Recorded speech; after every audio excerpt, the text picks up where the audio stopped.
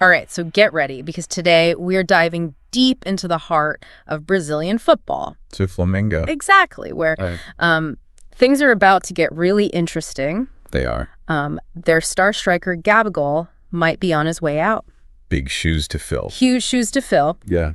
And the rumor mill is churning with potential replacements. Absolutely. So we have waded through tons of articles and podcasts and expert opinions to bring you the inside scoop on who could fill those legendary shoes. Yeah, it's going to be fun.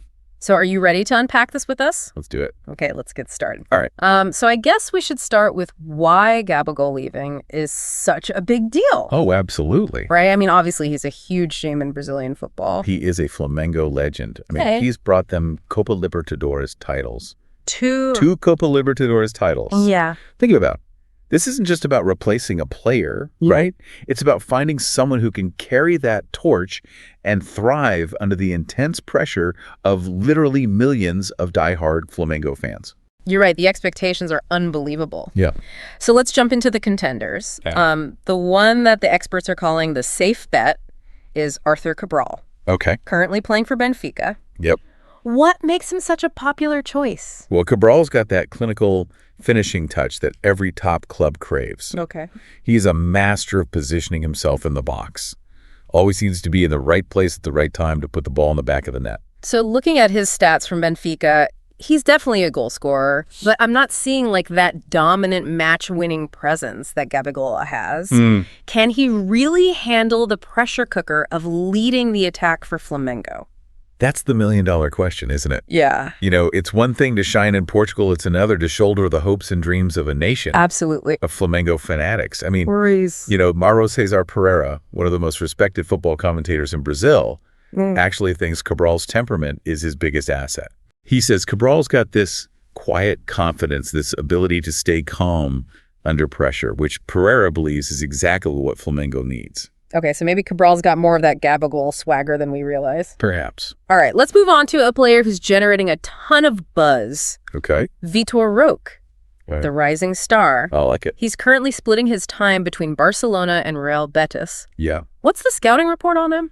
Roque is pure Brazilian magic on the field. Oh, okay. He's got that electrifying speed, the dazzling footwork, the kind of audacious skill that gets fans on their feet. Wow. He's young, hungry, and already making waves in Europe. Okay. Which speaks volumes about his potential. But is he ready to lead the line for a club like Flamengo?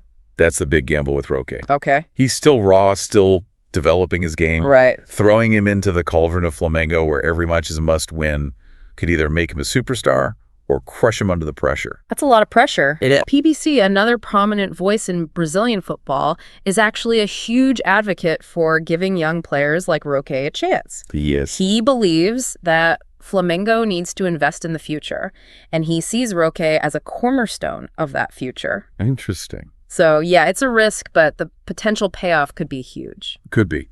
Now, this is where things get really intriguing. Okay, I'm ready. Let's talk about Mauro Icardi, All right. our wild card contender. Oh, yeah. This guy is a walking headline, Sure. world-class finisher, Yes. but also known for stirring up controversy off the field. Yeah, a bit of a firecracker. And the plot thickens because he's currently without a club. Oh, wow. So what are your thoughts? Icardi is a fascinating case. Yeah. He's got a proven track record of scoring goals at the highest level, but his personality can be, shall we say, a bit volatile. Oh. So the question is, can Flamengo harness his talent without letting his off-field antics become a distraction? It's a tough one. It is. Jorge Nicola, who's known for his inside knowledge of the transfer market, actually thinks Icardi could be a good fit for Flamengo. Really? Yeah. He says Icardi is desperate to prove himself again after some difficult years, and he believes Flamengo could provide the perfect stage for a career renaissance. I mean, Nicola's usually got his finger on the pulse, so Yeah. I'd be curious to see how that plays out. Yeah, but I mean, you know, Flamengo already has a lot of big personalities in the dressing room. Right, okay. Adding Icardi to the mix could be like throwing gasoline on a bonfire. I mean, you're not wrong. Okay, so maybe Icardi's a gamble too far for Flamengo. Maybe. But speaking of risks, let's talk about Róger Guedes. Okay. The familiar face, Right. currently playing for Al Rayyan. Uh-huh. He's got experience playing in Brazil. He does. So theoretically, he should be a safe bet, right? Well, Guedes is a versatile attacker, No. comfortable playing anywhere across the front line. Okay. He's got that Brazilian flair. Yeah. The trickery and unpredictability that can unlock defenses. And he's also familiar with the pressure cooker of Brazilian football, having played for big clubs like Palmeiras and Corinthians. But looking at his stats, I'm not seeing that consistency you'd expect from a Flamengo caliber striker. He can be brilliant one match, then disappear the next. Yeah. Is that a concern for you? It's a valid point. Yeah.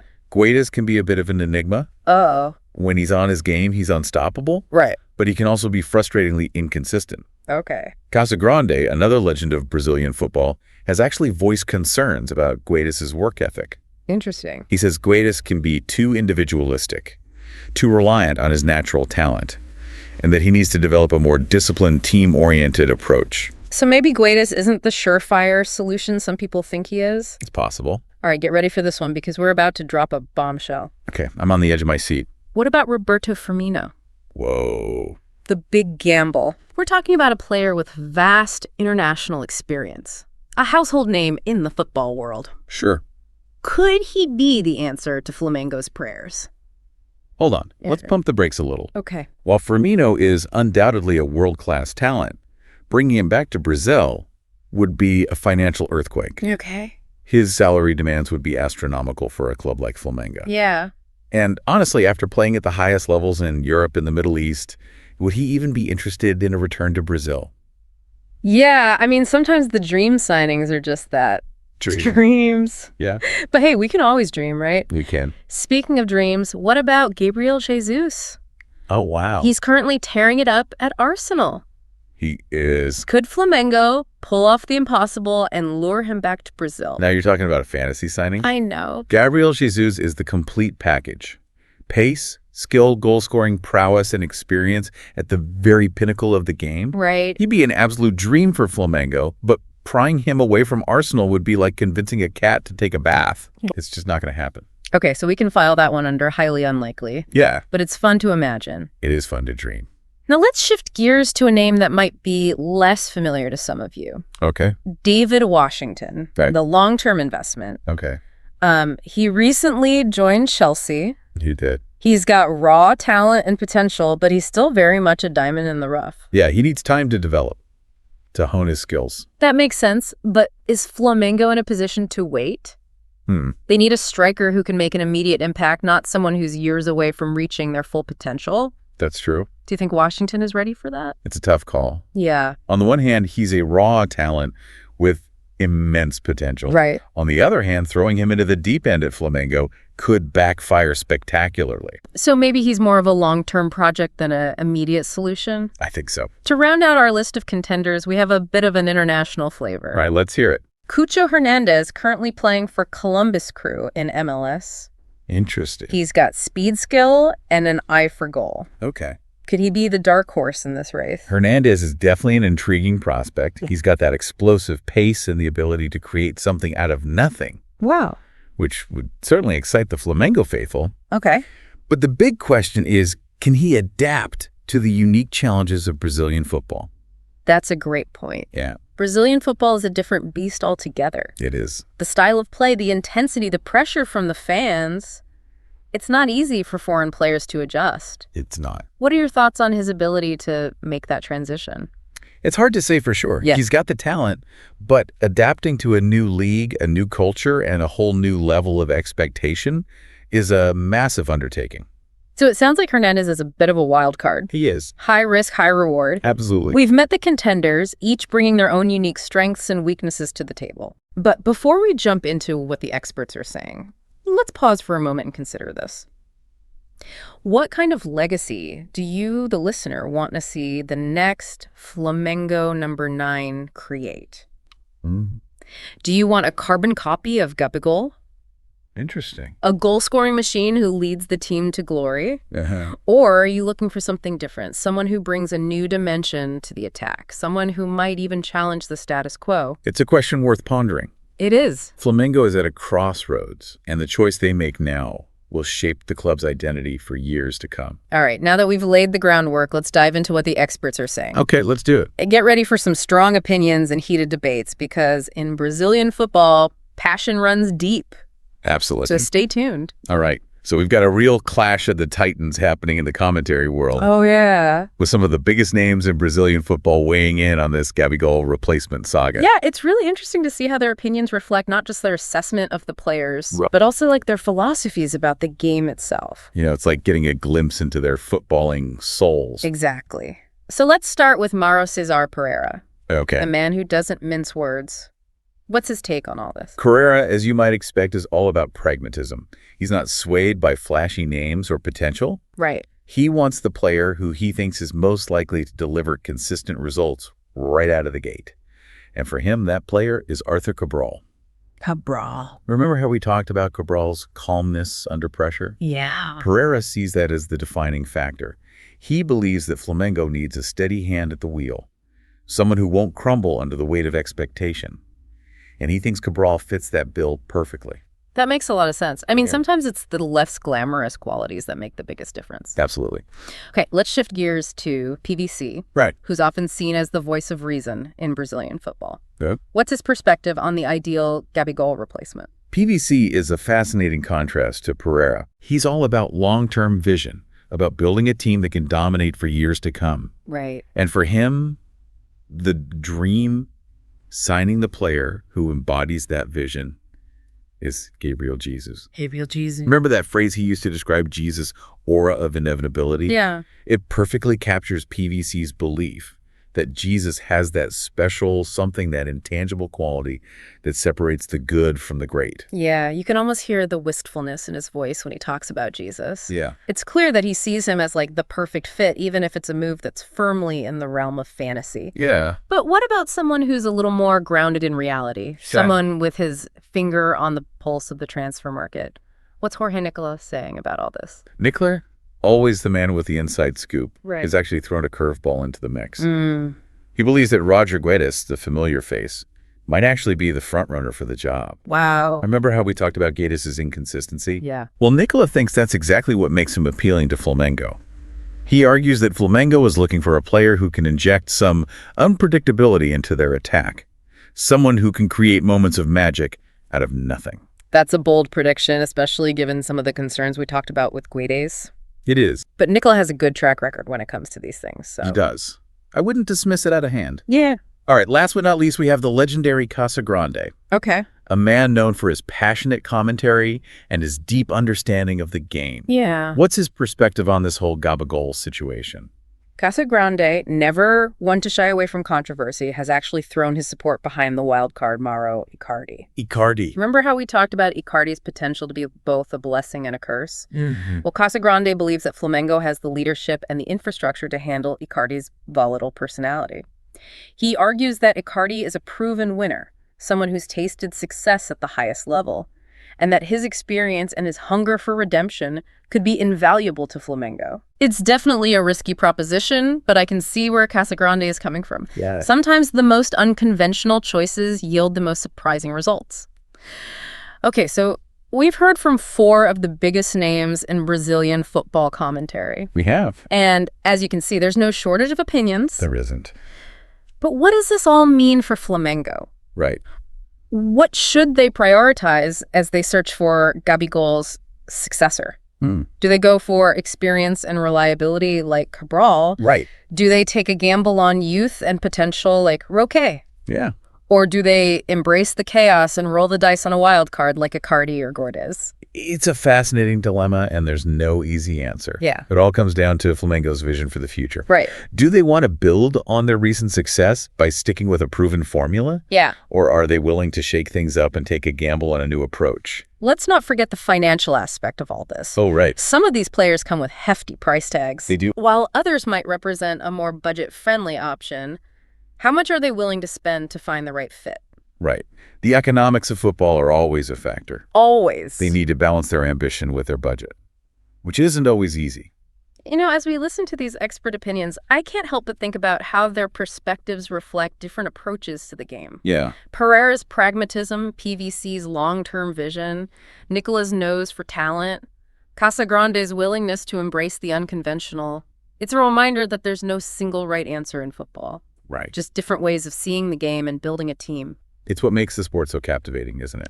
It is. The constant debate, the clash of ideologies, the endless possibilities. When for Flamengo fans, this is a particularly pivotal moment. It is. The decisions the club makes now will have a ripple effect for years to come. Absolutely. Exactly. Yeah. This is about more than just replacing a player. Yeah. It's about shaping the future of one of the most iconic clubs in world football.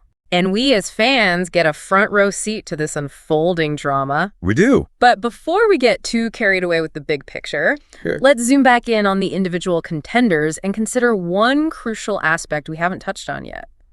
Playing style. Yes. The Yeah. tactical side of things, Yeah. it's not enough to just look at goals and assists. Right? You have to consider how each player's style of play would fit into Flamengo's system. Exactly. Flamengo plays a very specific brand of football. They do? One that's built on attacking flare-fluid movement and relentless pressing. Right. So let's take each of our contenders Okay. and see how they measure up in this regard. Let's start with Arthur Cabral. What does he bring to the table tactically? Cabral is your classic number 9.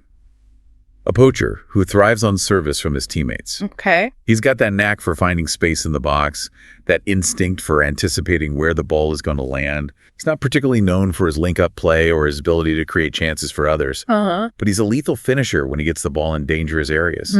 So he's a bit of a throwback to the traditional center forward, a target man who can hold the ball up and bring others into play. Yeah, But can he handle the demands of Flamengo's high-pressing system? that's a good question. Yeah. Cabral's not particularly known for his work rate or his defensive contributions. Okay. He's more of a specialist, a Yeah. player who focuses on what he does best, scoring goals. So maybe he's not the ideal fit for Flamengo's all-action style.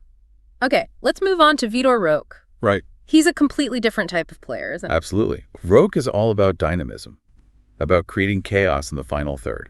Okay. He's got that electric pace, that ability to dribble past defenders and create chances for himself and his teammates. He's also got a tireless work rate, a willingness to chase down lost causes and put pressure on the opposition's backline. He sounds like he'd be a nightmare to defend against. Oh, yeah. Always buzzing around, looking for an opportunity to exploit. Do you think he'd thrive in Flamengo's free-flowing attacking system? I think he'd be a perfect fit. Roque's got that Brazilian flair, that improvisational spirit that Flamengo fans adore. He's not afraid to take risks, to try the unexpected, which would add a new dimension to their attack. Okay, so we've got the pragmatic goal scorer in Cabral and the dynamic playmaker in Roque. Now let's talk about the wild card, Mauro Icardi. What's his style of play like? Icardi is a bit of a hybrid, a blend of power and finesse. Okay. He's got a powerful shot, a clinical finish, and a surprising amount of agility for a player of his size. He's also a master of movement in the box, always finding those pockets of space to get a shot off. So he's got that classic number 9 instinct, but he's also capable of creating his own chances and contributing to the build-up play. He is. How do you think he'd fare in Flamengo's system? It's hard to say for sure. Icardi's at his best when he's surrounded by creative players who can feed him the ball in dangerous areas. He's not the type of striker who's going to drop deep and get involved in the midfield battle. So maybe he's not the ideal fit for Flamengo's high-pressing, all-action approach. All right, let's move on to Róger Guedes. How would you describe his style of play? Guedes is all about flair, about those moments of individual brilliance that can turn a match on its head. He's got that Brazilian trickery, that ability to beat defenders with a sudden change of pace or direction. He's also got a powerful shot and a knack for scoring spectacular goals. So he's more of an entertainer, a player who thrives on the unexpected. But is that what Flamengo needs right now? Are they looking for a magician who can conjure up moments of magic? Right. Or do they need a more reliable, consistent presence up front? It's a question worth considering. Guedes can be brilliant on his day, but he can also be frustratingly inconsistent. Right. He's not the type of player you can rely on to deliver week in, week out. So maybe he's not the right fit for a club that's looking to build on their recent success and establish themselves as like a dominant force. All right, let's wrap up this tactical analysis with our two outliers, Roberto Firmino and Gabriel Jesus. How would you describe their styles of play? Firmino and Jesus are both incredibly versatile players, Yeah. capable of playing anywhere across the front line. Okay. They're both known for their intelligent movement, their ability to link up with teammates, and their tireless work rate. So they're more than just goal scorers. They're complete forwards who can contribute in all aspects of the game. Do you think they'd be good fits for Flamengo's system? Absolutely. They're both world-class players who would thrive in any system. Right. But as we discussed earlier, their transfers are highly unlikely. bordering on impossible. Right. We can dream, but we also have to be realistic. We do. So as we weigh the pros and cons of each contender, it's clear that there's no one-size-fits-all answer. Each player brings a unique set of skills and attributes to the table, and the ultimate decision will come down to what Flamengo prioritizes as they look to fill the void left by Gabigol. But before we make our final assessments, I think it's important to take a step back and consider the broader implications of this decision. What does the choice of Gabigol's successor say about the direction Flamengo wants to take the club?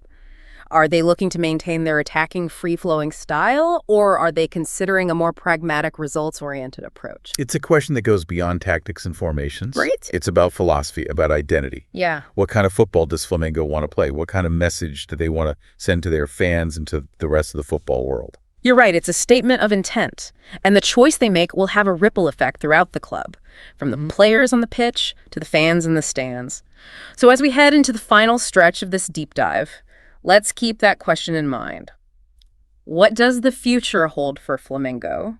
And who will be the one to lead them into that future? So we've explored all the contenders, we dissected all the expert opinions, and we delved into the tactical nuances. We did. But now it's time to bring it all together. It is? We've given you the information, now it's your turn to be the decision maker. All right. If you were in charge at Flamengo, who would you choose to replace Gabigol? Ooh, that's a tough choice. I know. Each player brings something different to the table, and the decision ultimately hinges on what Flamengo values most at this moment in their history. Right. Are they prioritizing immediate results, long-term potential tactical flexibility, or maybe they're looking for that X factor, that spark of magic that can ignite a team and capture the imagination of the fans? Yeah, you're absolutely right. It's a decision with far-reaching consequences. Huge consequences. One that will shape the club's identity and trajectory for years to come. Absolutely. Let's rewind for a moment and consider the legacy that Gabigol leaves behind. Okay. He's not just a goal scorer, he's a talisman. A symbol of Flamengo's resurgence as a footballing powerhouse. He is. He's the player who wears his heart on his sleeve. Yeah. Who embodies the passion and the swagger that defines Flamengo's DNA. Exactly. And that's what makes this decision so complex. Yeah. It's not just about finding someone who can score goals. It's about finding someone who can embody the spirit of Flamengo. Right. Who can connect with the fans on a visceral level, who can inspire his teammates to greatness. So as you weigh the options, think about what kind of leader you want at the helm of Flamengo's attack. Okay. Do you want the steady hand of Arthur Cabral, the unpredictable brilliance of Róger Guedes, the raw potential of Vitor Roque, Right. or the controversial but undeniably talented Mauro Icardi? Or perhaps you're drawn to the long-term investment of David Washington or the international flair of Cucho Hernandez. Yeah. Each player represents a different path, a different vision for the future of Flamengo. And let's not forget the expert opinions that we've explored. Mauro Cezar Pereira's belief in Arthur Cabral's pragmatism, PVC's unwavering faith in Gabriel Jesus's aura of inevitability, Jorge Nicola's intriguing tip about Róger Guedes being the frontrunner, and Casagrande's bold endorsement of Mauro Icardi.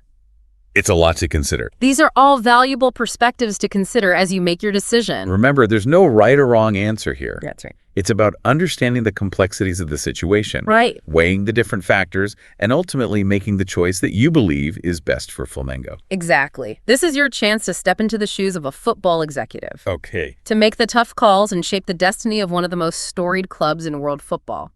So what's it going to be? Who will be the next Flamengo number 9? We've given you the tools. Now it's time to use them. Make your choice and let us know who you think will inherit the mantle of Gabigol and lead Flamengo into a new era of glory. And that's a wrap on our deep dive into the Gabigol replacement saga. We hope you've enjoyed this journey through the world of Brazilian football, with its passionate debates, its intriguing characters, and its endless possibilities. Remember, football is more than just a game. Yeah. It's a reflection of our hopes, our dreams, and our identities. Well, sure. And for Flamengo fans, the choice of a new number 9 is a decision that goes to the very heart of what it means to be a part of this incredible club. So keep the conversation going, debate with your friends, share your opinions online, and let your voice be heard. Because in the world of football, everyone's an expert, and every opinion matters. We'll be back soon with another deep dive into a fascinating topic. But until then, keep exploring, keep questioning, and keep the passion for the beautiful game alive.